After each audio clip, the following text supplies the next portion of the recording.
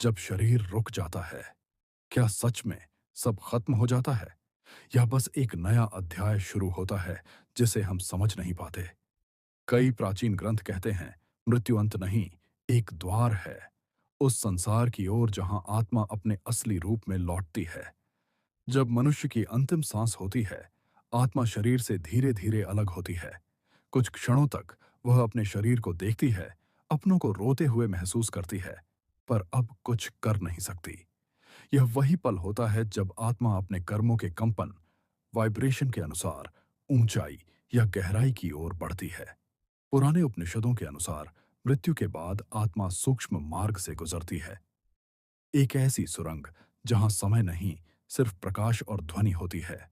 वहां आत्मा अपने कर्मों के चित्र देखती है, हर अच्छाई और हर गलती उसे स्वयं महसूस होती है।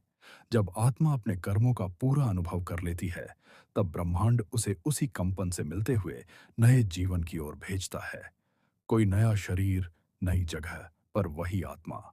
इसीलिए कहा गया है, जो बोओगे वही काटोगे, क्योंकि आत्मा कभी मरती नहीं, सिर्फ अपने अनुभव बदलती है। पर कुछ आत्माएं लौटती नहीं, वे मुक्त हो जाती हैं जब उन्होंने हर अनुभव को समझ लिया होता है, हर बंधन तोड़ दिया होता है। वही मोक्ष है, जब आत्मा परम प्रकाश में विलीन हो जाती है, जैसे नदी सागर में। मृत्यु डरने की चीज नहीं, समझने की प्रक्रिया है।